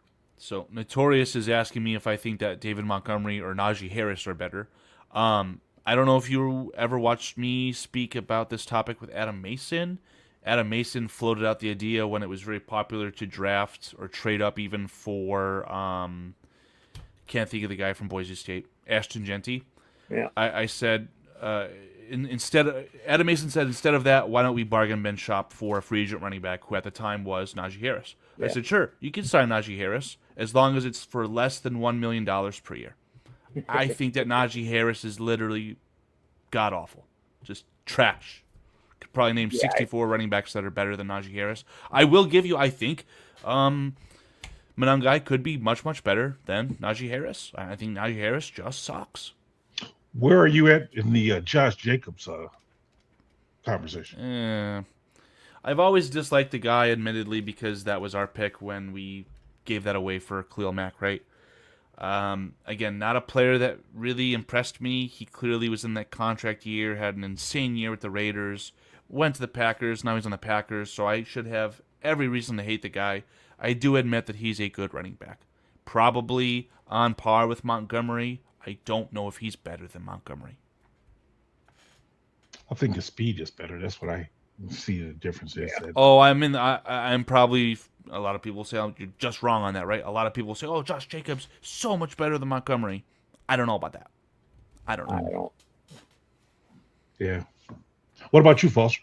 I was just gonna say I was actually good. I mean, if we would have signed him, I would have been good with him. But what are the numbers, man? I'm just gonna go with Monty because I've seen him run week after week after week, and I've seen a bunch of film of Josh Jacobs. I think I even had him on one of my. I know I had him on one of my fantasy teams. I was fortunate to get him in the draft, but I don't know if I like this one. I would say too, he's a little quick. He's quicker than Monty. He's got better speed than Monty. I was gonna ask you guys what the plan was, I guess, for the rest of the week without Shorty, and I know that we were thinking about doing a tier list. I don't know if we want to try making a running back tier list right now, or if we want to try and maybe save a tier list episode for next week. Yeah, we can save it for next week. Save it. It's already approaching 10 o'clock. Yeah. Central. Trust me, I had a very late night last night, so don't want to know about all that now, Carl. Don't want to know about all that. No, it was bad. I mean, I let one of my certifications that I earned for work kind of bleed out into the dire last moments. If I didn't recertify, it would have expired literally tonight. So I stayed up until like 2 a.m., essentially taking quizzes, and then went to work. And work was hard today because I'm going to be on PTO for a week. So bad. No, I get it, dude. I'm still. I'm in a deja vu, man, because I finished all that stuff. I spent all those years doing everything on that house, got that thing sold, and I come home, and I basically had to rebuild the entire laundry room from the floor up. The studs holding up the walls and everything was rotted. Nice. So it's just like, well, Peach, I'm doing stuff that I was supposed to do because I knew it was bad 5 years ago. So it sat for 5 years and got a lot worse. Not a little worse, a lot worse, to where I've got 3 points structural integrity of this house is in dire straits. I fixed one of them. I literally took car jacks and jacked the building up and put it back in place and replaced all the rotted wood. I've got to do 2 more. This is not what I was like, I just remodel all the rooms, right? Got 1 done so far out of 5 because of that. That's cost me the last 3 weeks. And I'm like, man, when does this shit end? I guess when you die. Man. Hopefully not that long. Well, by the time I rebuild the house, whatever. Foster, Rebuild. you got another 2,000 years in you, bro. Another 2,000.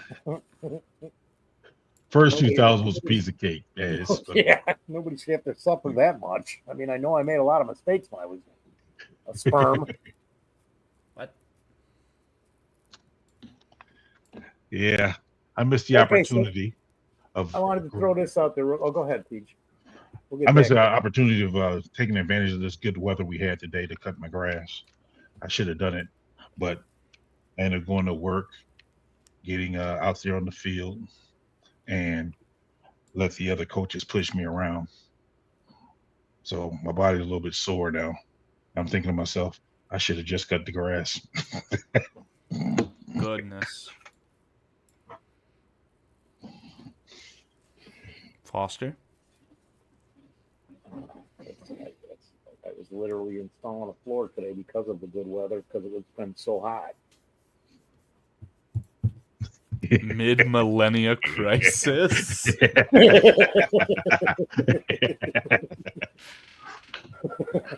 Midlife millennia crisis. What? There is a midlife crisis. Mid-millennium. Oh, look at it. I didn't even take a. Ow. And let me just say for the record, I'm gonna take one now. Standing on turf for an extended period of time is bad on your back. No offense, John S. Yeah. But yes, man, that's bad on your back. Yeah, it is. Oh my goodness. The joys of being a college football coach. I'm looking at the other coaches saying, man, maybe we ought to go over there to that grass. Jeez. Can we please go to the grass? Right. I'm like, man. Oh my goodness gracious. Turf is not what it's all cracked up to be.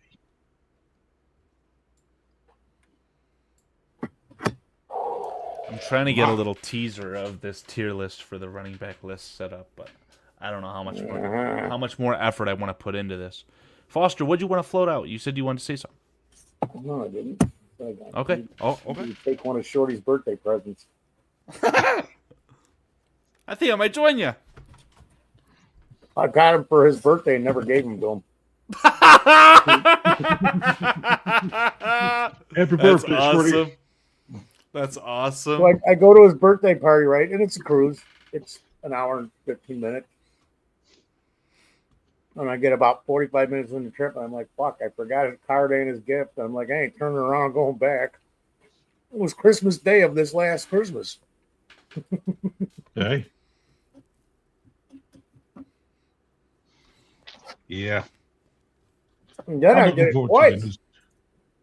Actually, 3 times, because he came and picked me up. But I was waiting out down the block and forgot the card and the thing. Then he dropped me off, and I turned around. I'm like, dude, hold on a minute. He was gone. You didn't want to give it to him, Foster. I needed it for now. See. It's been sitting in the dresser for 6 months, man. Damn. Forgot I even had it. I opened up the dresser. I'm like, oh, because I was just going to go buy some. I was going to buy some more. I don't think they work good for pain at night. I could sleep. When will we sign Burden? Says Squeegee. I'm looking at what Cliff is saying. Well, he was talking about. I meant to bring it up earlier, man. He said, I gotta go shred some chickens and make some soups or do some soups. There you go. You might as well toss in the soup. Would it be chicken soup? Man. Oh no. I had some yeah, I'm transitioning off football again, guys. Bear with me. I had some Philly cheesesteak egg rolls the other day. PJ Power. Sounds magnificent. Highly recommended. Highly recommended. What, you made them? No. I went to this restaurant called Louis Legends. I don't know if you have one in your area or not, but there's a restaurant called Louis Legends. Definitely not in my area. I feel like I've heard of it, though. Yeah. Philly cheesesteak egg rolls. Yes. My girlfriend and I were big fans of some egg rolls at a Mongolian grill spot near us, and they just closed that location, and it simply doesn't exist in Illinois anymore. Very upset about it. It's BD's Mongolian Grill. Rip. Yeah, I'm telling you, man. Nice. Peach, I just Googled the closest one. It's in Right. Peoria. Hey, I'll see you there.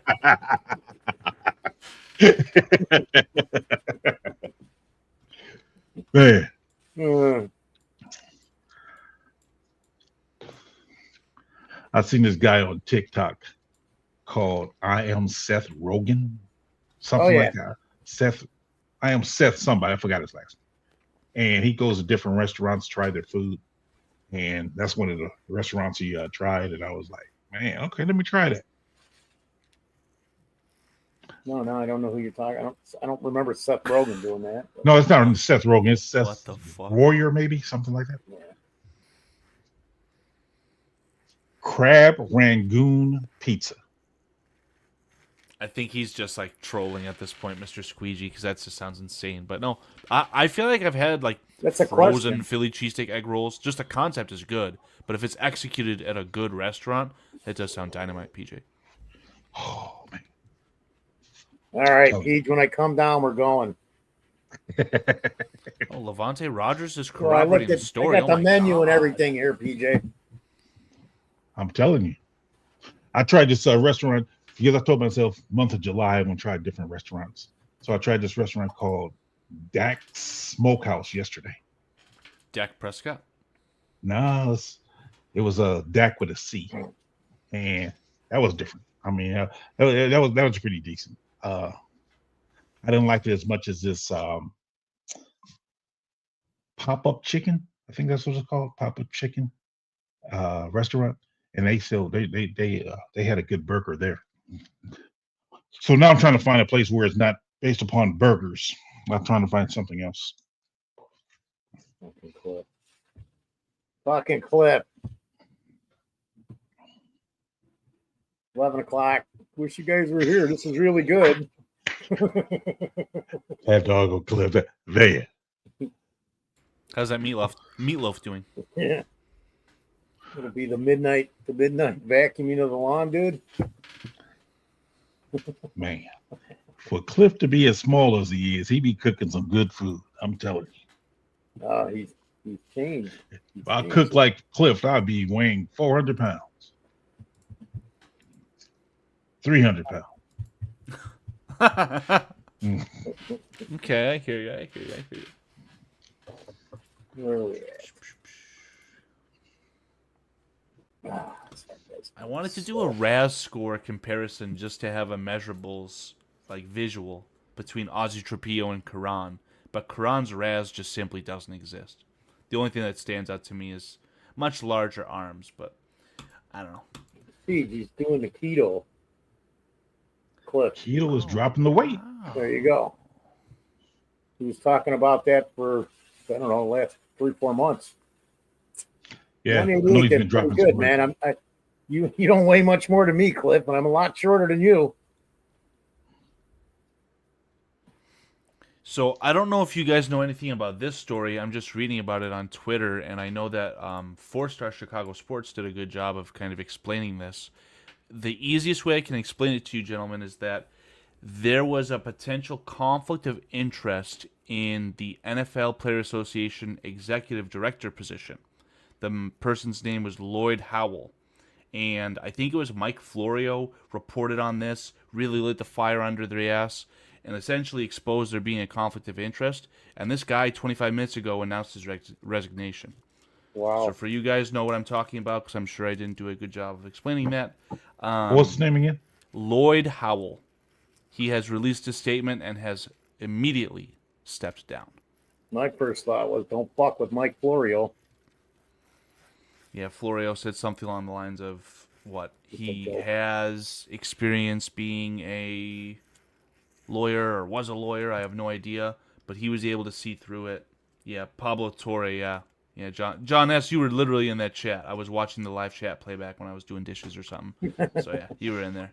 He should. He's a scumbag. Well, I'll take your word on it, John S. All right. Very, very interesting. Cool. There's always something All right, going on. gentlemen. I think we have reached the climax. We definitely have. Say that like that. Foster's drinking water, so we must have. We absolutely have. Let me finish it off by saying that TJ Sanders has signed his deal with the Bills. It was a player who was taken 2 picks after Luther Burden, and the contract is not fully guaranteed. It was $10.073 million was guaranteed out of the total $10.645 million. God, that's so embarrassing. Just give the kid the full guarantee. What are we doing? So what is it? 200,000? That's not guaranteed. Yeah, like $600,000. Not 400. Come on. And we're talking about Jordan Love making $55 million a year. Jesus Christ. In short, because Squeegee asked earlier, Luther Burden will be here for camp this week or next week. I'm sorry. Yeah, this is putting things more in line. Yeah, I say he'll be signed. The more of these guys that sign, the more in line it's going to put Burden. That's all. He should be signed by tomorrow. But even then, you got to figure this. Say you're that guy, and you're getting handed that's guaranteed. Got to be grateful for that, man. What if the guy only plays one down in the NFL? I'm just saying. Hey, I hope they really invest their money wisely. I truly, truly do. I mean, I think Carl and I, probably even you, Foster, talked about this before regarding these kids who's getting these NIL deals. Yeah. Yeah, no, yeah, that's right, Foster. I mean, Carl and I talked about this for members only that time. We talked about it last week on this show. Yeah. Some of these guys are, incentivized.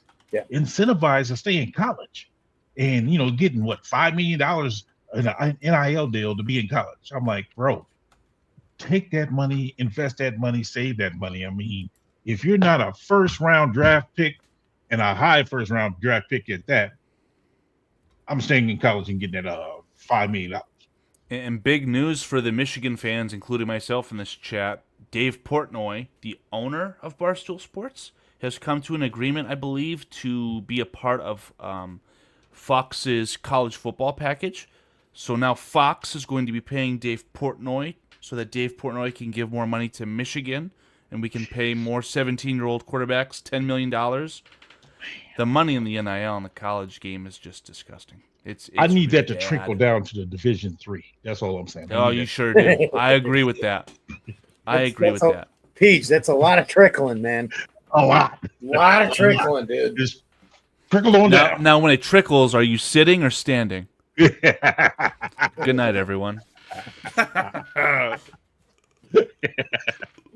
Good one, Carl. I like that. But yeah, guys, this has been a great show tonight.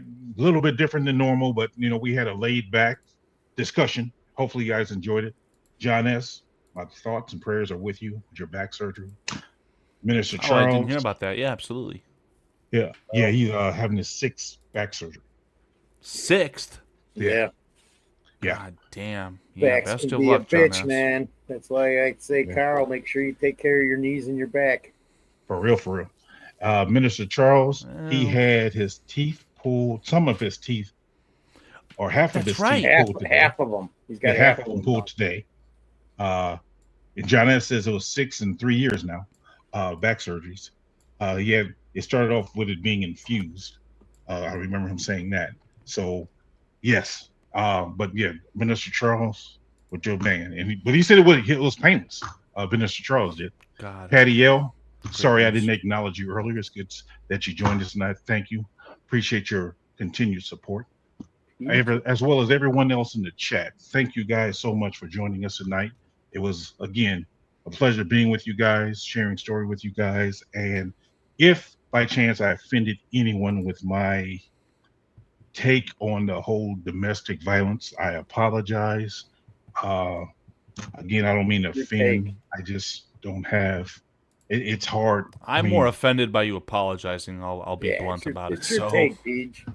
well, I mean, I don't want to because I know there are real victims. I do acknowledge there are real victims, and I just don't want to discredit that. But because I've seen both sides, that's why my take is it is what it is. But yeah, thanks guys for joining us tonight. Last words, Foster. I was just gonna say we run down the chat, or did we Rick do it? We ran it down earlier. You can go ahead and write it down again if you like. Cliff, Minister Charles, Squeegee, Armando Lara, Patty Lara, I saw Mr. Vieras in here, I believe. Ampieris, Swanky, Notorious. and Notorious, Relentless Mikey, King Buka. King Yes. Buka World. Buka. Laz was here. Mr. Shorty dropped in and talked to us for a bit. Levante John- Rogers. John S. Immortal. Still don't know what this comment was all about, by the way. Yeah. We do appreciate each and every one of you for joining us tonight. Thank you. Chad Speaker with the Chad, super chat. Yes, thank you, Chad. Patty Lara, Squeegee, Laz was in here. Liz Mikey. Tony Moy, Yes, Tony Moy did job. DJ Prophet. Thank you, DJ, for hanging out. And for sharing your story, DJ Prophet. I feel like that's not the easiest thing for you to do. Obviously, you've experienced a lot more difficult situations, but again, moral of the story, much better outcomes. I'm very happy to hear that. Yes. Doctor something. Now I can't find it. Levante Rogers, Creighton Wilfong, Yes, Dr. Creighton. Earl, Tony Dr. Earl, Moy. Illinois. Tony Moy didn't have any Illinois bangers that made me like MCG. really laugh. Illini very hard today. MCG. Okay. Steve Rogers. Maybe that's the comment I was searching for, Tony. Tony always has something that makes me just like die of laughter each Thursday.